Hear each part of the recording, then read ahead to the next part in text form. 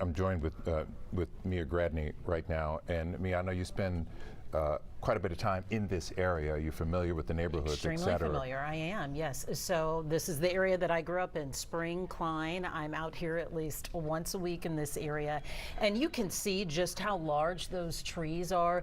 So really, when you get up into North and Northwest Harris County, Spring, Klein area, you're talking about a forested area, towering pine trees. In fact, my parents built their house in Spring because of the pine trees, and it reminded my mother of deep Northeast Texas where she grew up. But here's the problem with those trees. When you have tree-line winds. Absolutely, absolutely. Or tornado. You know, and it doesn't even have to be the entire tree, just these very mature limbs that can fall on your home, on your property, on your roof line, and cause severe damage. And I heard the chief, I believe it was. Yeah, the deputy chief. Deputy chief, forgive me, I'm not sure which department he's with. Klein. Thank you, Klein. So I heard him talking about they need people to come and help clear these roads. Here's the thing, because those trees, they fall, they prohibit people from coming and going, but then they also fall on power lines. So here's the thing, if you go out to help, you need to be extra careful and extra cautious, and please look for those down power lines. You don't know where they may be, and I feel like sometimes when the sun is out, you know, and the imminent threat is over, we let up on our safeguard. So please be careful, and you know, Houstonians, they will show up in a heartbeat to help out. I have so many family members with chainsaws. I guarantee you somebody will be out there soon, but please be careful. You have neighborhoods out there, they're all named after forests. You have Champion Forest, you have Shannon Forest. So these trees, while beautiful, are the biggest threat when we have these storms that are a wind-driven, wind-fueled storm. I have, and thank you for your patience, Eddie Cruz with the Cy-Fair Fire Department. Eddie, you're still there? Yes, I'm still here. I'm going to put you next to my microphone so people can hear you. You had an incident with some of your firefighters got trapped. Explain what happened. Yes, we got notice that our Cy-Fair Engine 11 was sent to check on a lightning strike on a home. When they got there, they had to take cover in the garage. They're stating that for approximately 45 seconds to a minute, waiting for the tornado to pass by. Luckily, they are fine. There are no injuries to any civilians in the area. It seems like it's just all structural damage right now and down power lines.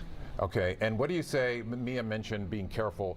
I wouldn't advise people just go out and start cutting away without being aware of where the power lines are, or at least checking with the fire department, perhaps? That is correct. If there is a smell of gas in the area, contact the gas company and obviously the fire department. Also, if you notice down power lines, which there's probably a lot in the area, I know we have a confirmed down power line on Barker Cypress, close to the Riata Ranch subdivision. Stay away. It's extremely dangerous. Call the authorities and obviously call the light company, make sure they come out, turn off the power. But yes, stay away before you start going out there and trying to help. I know everybody right now in these situations wants to help, but it's best to leave it to the experts. And once we give the all clear, and then maybe people could come out and help. We know there haven't been any injuries, and I know you mentioned the down power line, but do we know of any severe damage to any homes there where we have trees in homes and trying to tend to that as well? At least in the Cypress area, what I'm getting from the crews out in the field right now is that there are some homes in the Riata Ranch subdivision that had their garage doors blown open. I do have a report of maybe some down chimneys in the homes. Fence line, which again we worry about the gas meters being damaged and there being natural gas escaping. So that's why I'm saying if you have an odor of gas in the area, try to make sure that you turn off any ignition sources and contact the gas company and the fire department. So Chief, your firefighters right now, they are active. What is their main priority at the moment in the community? Eddie, you still there? Yes, I'm sorry. What was that? Mia was asking, with the people that you have that are out and working, what's your main priority right now? With your firefighters right now. With the firefighters. Right. Our main priority is making sure that there are no civilians that have been injured. Of course, we do worry about the natural gas that may have escaped. We are worried about the power lines. So we're going block by block in that subdivision, making sure our priority right now is to make sure that there's no injured civilians. And tell me again the subdivision you're talking about. It's the Riata Ranch subdivision, so 290. Barker Cypress, close to the 290 area. Barker Cypress near 290, but no injuries. No injuries reported yet. All right, this is Eddie Cruz, Public Information Officer, Cy-Fair Fire Department. Eddie, thank you. We'll call you back if you have any updates. I'm glad your firefighters are okay when they had to hunker down. Oh, yeah, well, thank you. All right, thanks, Eddie Cruz. So just an example of how fast things can change. David talks about this all the time. The weather team talks about it. They issued a weather impact alert yesterday. But you just don't know, you can't, it's hard for them to pinpoint exactly when and how significant. And so we ended up having a tornado this afternoon that was treetop level.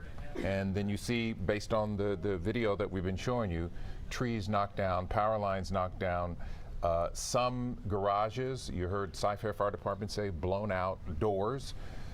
Roofs damaged, Fence cars, lines, and it doesn't fence take lines. yeah, Doesn't it doesn't take much. Yeah, and a lot of backyards end up becoming. Dave and I talk about this from time to time. Your backyard sometimes ends up becoming a wind vortex, right? Yes. And that wind really gets stirred, and it doesn't take much, especially if your fence is older, for the wind to push those fences down.